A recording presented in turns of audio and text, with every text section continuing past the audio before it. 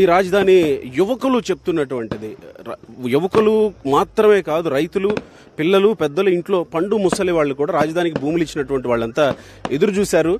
ఆ రోజు రానే వచ్చిందనేది ఈరోజు వాళ్ళ ముఖాల్లో కనబడుతున్నటువంటి సంతోషం. రోడ్డుకి ఇరువైపులా నించొని చంద్రబాబు నాయుడికి స్వాగతం పలికేందుకు, ముఖ్యమంత్రికి స్వాగతం పలికేందుకు మహిళలంతా కొలువుదీరి ఉన్నారు. మహిళలతో కొంతమందితో మాట్లాడే ప్రయత్నం చేద్దాం. మహిళలంతా రోడ్డుకి ఇరువైపులా కూర్చొని ఉన్నారు. అమ్మా, ఎవరు మాట్లాడతారు? పర్లేదు, రండి అమ్మా. ఎట్లా అనిపిస్తుందమ్మా చంద్రబాబు నాయుడు గారు ముఖ్యమంత్రిగా మళ్ళీ రావడం? ఎట్లా అనిపిస్తుందమ్మా? చాలా ఆనందంగా ఉందండి. అవునా? ఇంత నమ్మకంతోనే ఇన్ని రోజుల పాటు మీరు ఉద్యమం కొనసాగిస్తూ వచ్చారా? 1640 రోజుల పాటు చేశారు కదా. అవునండి. నమ్మకం ఉండిందా?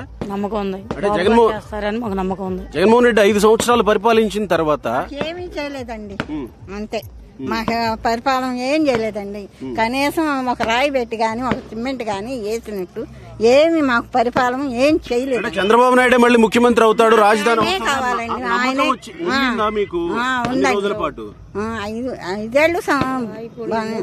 బారుకు ఉండాల్సిందేనండి ప్రతి సంవత్సరం. మాకే ఇప్పుడు ఎట్లా అనిపిస్తుంది చంద్రబాబు నాయుడు?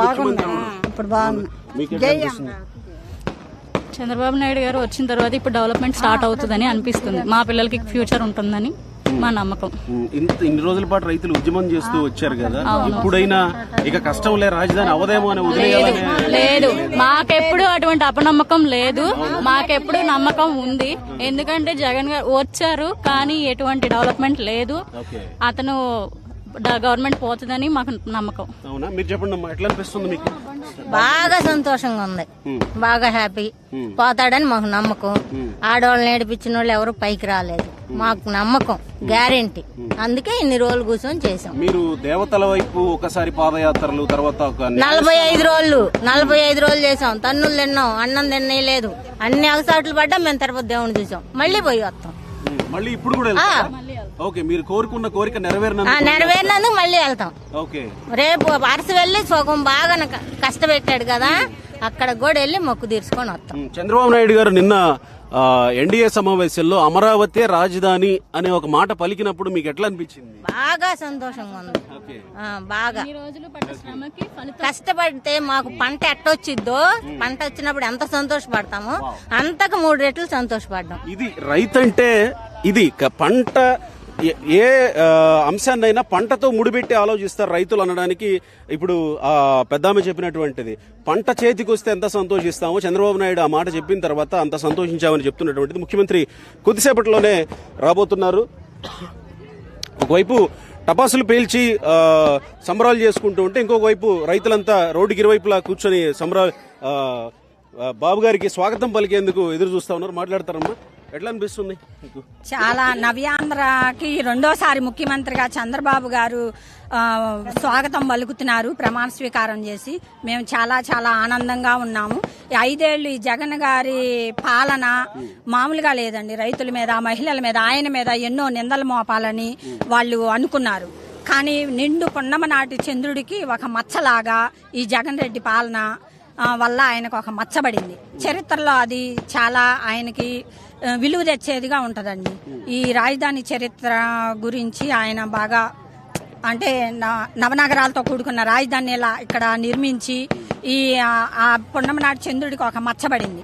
ఇప్పుడు ఆ చంద్రుడికి చాలా ఆ మచ్చబడి చరిత్రలో బాబు గారు నిలిచిపోయే విధంగా. మీరు ఇన్ని రోజులు కష్టపడ్డారు, 1640 రోజుల పాటు దీక్షలు చేస్తూ వచ్చారు. ఇంత కష్టం చంద్రబాబు గారు ముఖ్యమంత్రి అయిన తర్వాత అమరావతి రాజధాని అని చెప్పడం, ఇక్కడికి వచ్చి ఇప్పుడు బాధ్యతలు స్వీకరిస్తూ ఉండడం ఎట్లా అనిపిస్తుంది? 5 ఏళ్ల కష్టం నిన్న ప్రమాణ స్వీకారం ఒక్క రోజుతో అన్ని పండగల కన్నా చాలా భిన్నంగా పెద్ద పండగలాగా చాలా ఆనందంగా ఉందండి మా అందరికి. ఎందుకంటే మీరు ఇన్నేళ్ల కష్టం తుడుచుకుపోయినట్టు పోయింది. కాబట్టి అసలు మాటల్లో చెప్పలేమండి. ఆ రోజేమో చాలా షాక్ గురయ్యాం. అసలు అలాంటి నిర్ణయం ఉంటదని తెలియదు, అలా తీసుకుంటారు అనేది తెలియదు. ఎంతమంది, ఎన్ని వేల మంది వచ్చేస్తున్నట్టే కనబడుతుంది. కాన్వాయ్, పోలీసుల హడావుడి మొదలైపోయింది. కాన్వాయ్ కొద్దిసేపట్లోనే అక్కడికి సచివాలయానికి చేరుకొని, వెలగపూడిలో ఉన్న సచివాలయానికి చేరుకొని చంద్రబాబు మొత్తం 5 సంతకాలు పెట్టబోతా ఉన్నారు. మొదటిది మెగా డిఎస్సి, రెండోది ల్యాండ్ టైటిలింగ్ యాక్ట్ రద్దుకు సంబంధించి, మూడోది పెన్షన్ల పెంపుకు సంబంధించి, 4 4, 5 ఇంకా కొన్ని ప్రాధాన్యమైనటువంటి అంశాల సంతకాలు పెట్టే అవకాశం కనబడతా ఉంది. ఇంకొంతమంది మహిళలు రోడ్డు మధ్యలో లేకుండా రోడ్డుకి ఇరువైపులా నించొని స్వాగతం పలుకుతా ఉన్నారు. కొంతమందితో మాట్లాడే ప్రయత్నం చేస్తున్నాం. అమ్మ బాగున్నారా? మీ వీడియోలు చూసాం, అమరావతి రైతులు అని కానీ మీరు ఏడుస్తున్న వీడియోలు, మీరు మీ పిల్లల గురించి మీ భవిష్యత్తు గురించి చెప్తున్న వీడియోలు ఎన్నో బయటకు వచ్చాయి. ఇప్పుడు ఎట్లా అనిపిస్తుంది? చంద్రబాబు నాయుడు గారు అమరావతి రాజధాని అని చెప్పి ఈరోజు సచివాలయంలో బాధ్యతలు తీసుకోవడానికి వస్తున్నప్పుడు బిల్డ్ అమరావతి సేవ్ ఆంధ్రప్రదేశ్ మేమండి ఈ 5 సంవత్సరాల నుంచి ఊపిలో ఇరుక్కుపోయి ఉన్నామండి. బాబు గారు రావడంతో మేము ఊపిలోంచి బయటకు వచ్చి ఊపిరి పీల్చుకున్నామండి. ఎందుకంటే అసలు మాకు భవిష్యత్తు లేదండి. మాకు ఆధారమైన మా భూములు మొత్తం మేము రాజధాని కోసం అని ఇచ్చేసాము. మా భవిష్యత్తు, మా బిడ్డల భవిష్యత్తు, అందరి భవిష్యత్తు రోడ్ల మీద పెట్టుకున్నాము. ఆ దరిద్రుడు వచ్చామన్నా మాకు 3 రాజధానులను పెట్టాడు. మరి భూములు ఇచ్చిన వాళ్ళ మేమేమైపోవాలంటే ఎవరిని అడిగిచ్చావని అడిగాడు. ఎవరిని అడిగియాలి? నువ్వు అయాలు ఒప్పుకున్నావుగా, అయాల రాజధాని ఏడే ఉంటుందని ఎవరిని అడిగిచ్చావు? మరి నువ్వు ఆ రాజధాని ఎక్కడే ఉంటుందని చెప్పావుగా. చెబితేనే నిన్ను నమ్మి నీ కోట్లేశారు ప్రజలు. అది నిలుపుకోవడం చేతగాక దరిద్రం బట్టి నీకు దరిద్ర పేద దరిద్ర పనులు చేసావు. అందుకే బాగా సంకరాకి పంపించేశారు నిన్ను.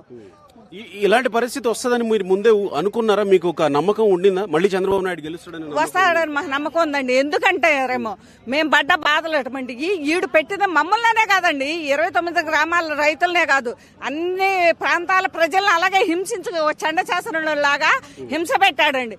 హింస పెడితే అందరూ కాకపోతే ఏంటంటే బయటకు రాలేదండి. ఎవరు కాళ్లే ఈడు ప్రభుత్వంలో కేసులు పెట్టి కొడుతున్నాడని చెప్పి భయపడి ఎవరు కాళ్లే బయటికి రాలేదు. వీడికి ఓటుతోనే బుద్ధి చెప్పాలనే అందరు బాగా దృఢ సంకల్పంతో ఉన్నారండి. అలాగే వీడికి ఓటుతోనే బుద్ధి చెప్పాడు. ఈయన గత ముఖ్యమంత్రి, పోయిన ముఖ్యమంత్రి అని చెప్పుకోవడానికే మాకు చేదరేస్తుంది. అంత పెంట సన్నాసి ఎదవైపోయాడు. వీడికి చెప్పాం, ఒరే సన్నాసి నువ్వు రాజధాని రైతులతోటి మహిళలతోటి పెట్టుకుంటున్నావు, వాళ్ళ కన్నీళ్లలో ప్రభావంలో నువ్వు కొట్టుకుపోతావని చెప్పాం. అయినా వాడు తెప్పరిల్లుకోలా. వాడు ఏకైక రాజధాని అమరావతి చెప్పరా బాబు అన్నాం, వాడు చెప్పలా. వాడికి శరీరం ఉంది కాబట్టి చెప్పలేదు. వాడు కొట్టుకుపోయాడు, నాశనం అయిపోయాడు. బాబు గారు వచ్చాడు, మాకు అభివృద్ధి జరుగుద్దండి. బాబు గారు వచ్చారు, అభివృద్ధి జరుగుద్ది.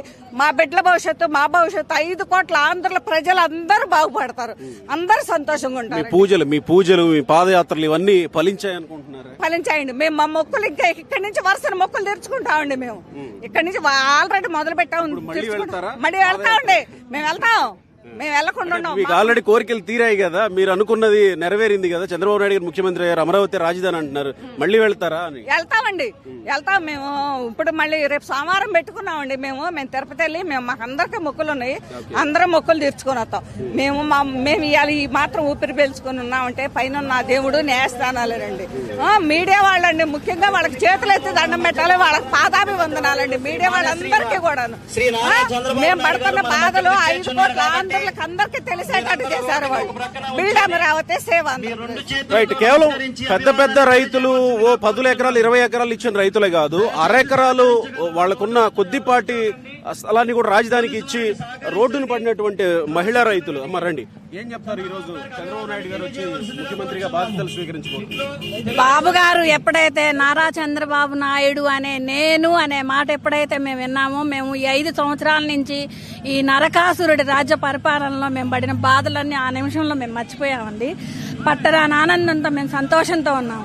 బాబు గారు వచ్చారు అంటే, బాబు గారికి పట్టాభిషేకం జరిగింది అంటే ఆంధ్ర రాష్ట్ర రాజధాని బాగుపడుతుందని ఒక నమ్మకం ఉందండి. నారా చంద్రబాబు నాయుడు అనే నేను అనక ముందే అమరావతి రాజధాని ప్రకటించారు. ఆయన ఎలక్షన్ ఓటింగ్ ఎప్పుడైతే అయిపోయిందోనండి, ఆ కౌంటింగ్ అయిపోయిన తెల్లారి నుంచే 200 జేసీబీలు వచ్చినాయి. మొత్తం అంత కౌంటింగ్, మొత్తం రోడ్లు అవన్నీ శుభ్రం చేశారు. మొత్తం హ్యాపీగా ఉంది, చాలా సంతోషంగా ఉంది. బాబు గారిని చూడటం, ఆయన మాట వినటం, ఆయన రాష్ట్ర పరిపాలన, ఆయన ప్రమాణ స్వీకారం కోసం మేము 5 సంవత్సరాలుగా నరక యాతన పడినా కూడా మేము ఎదురు చూసాము. ఆ ఎదురు చూసిన సమయం వచ్చింది, చాలా సంతోషంగా ఉందండి. జై బాబు. జేసీబీలు వచ్చి శుభ్రం చేస్తా ఉన్నప్పుడు ఎట్లా అనిపించిందండి నాకు? చంద్రబాబు నాయుడు గారు వస్తారని ఎప్పుడో అనుకున్నాం. ఈయన ఎప్పుడైతే అరాచకం స్టార్ట్ చేశాడో అప్పటి నుంచి చంద్రబాబు నాయుడు గారు వస్తారనుకున్నాను. 100కు 1000 అనుకున్నాము. కానీ నాకు ఇప్పుడు కూడా సంతోషం లేదు.